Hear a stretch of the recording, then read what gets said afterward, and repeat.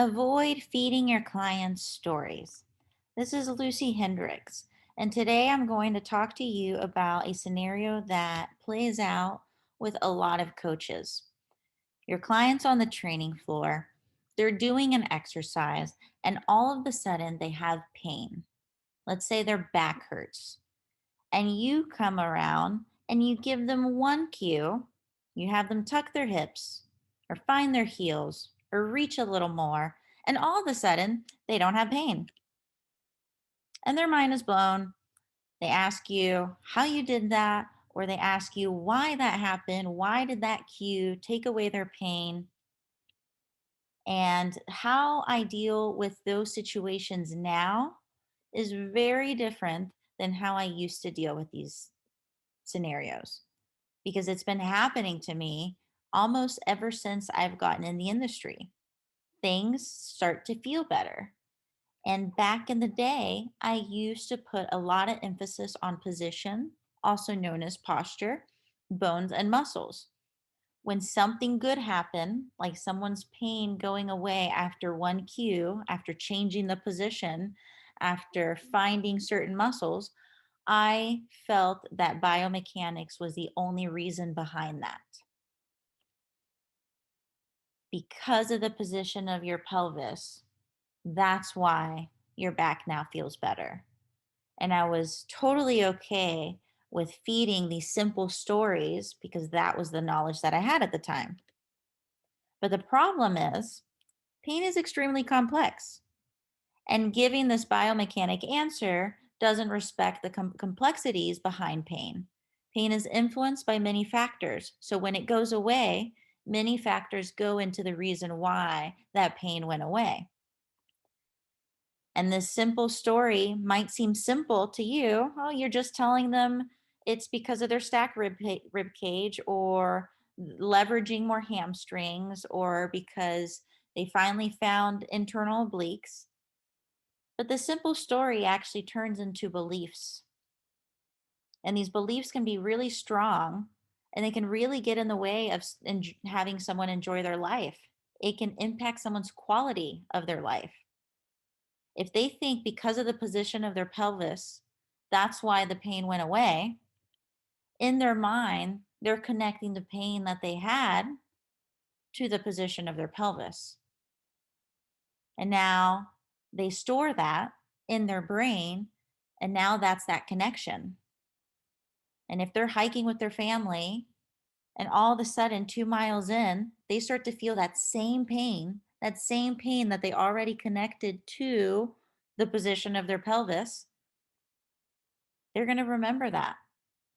And all of a sudden, I guess they can't hike because that messed up my pelvis, because that pain means that my pelvis was in a certain position. And then all of a sudden, that person's going to decide that they can't hike because last time they tried to hike, they started having that pain. And that pain means that their pelvis is out of place or is not in the right position. And you really want to do everything in your power to avoid this type of thinking, because this type of thinking is also going to impact people in the gym.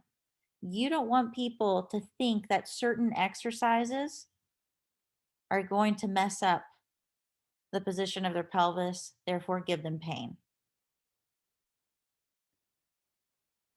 So, what should you do? Because this happens all the time. It happens almost every day. Something bothers a client, I give them one cue and it feels better. So, how do I answer to all of these questions that people will have when they get positive outcomes? How do I prevent putting stories in their head? How do I prevent maladaptive beliefs and fear avoidance around exercise and movement? I'm okay with giving uncertain answers. I'm okay with saying it could be a lot of things. We don't really know. The other day, a client was having right hip pain from his last workout. And during his step ups, I noticed that he was avoiding the step up, or was trying to figure out how to do the step up without feeling this pain that he was having. And I told him to change the weight to the other hand and shift back into his heel a little bit. And when he did it that way, his pain was gone. He looked at me and he said, "How did you do that?"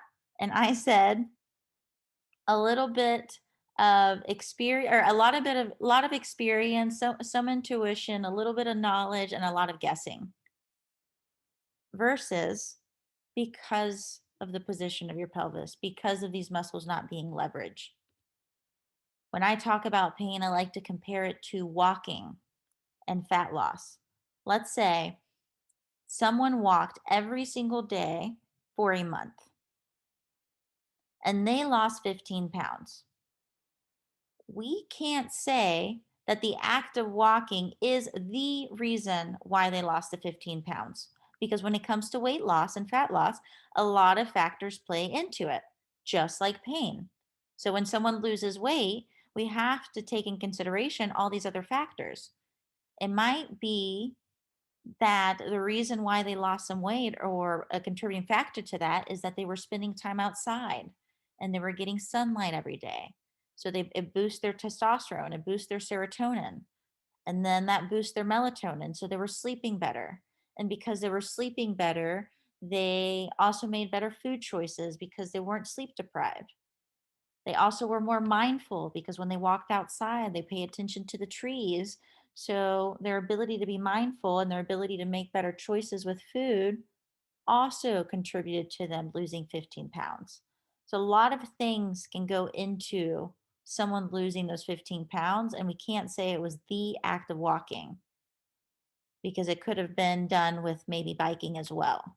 The same thing with pain. We can't pinpoint it to one thing because it is influenced by more than one thing. It's influenced more than just biomechanics.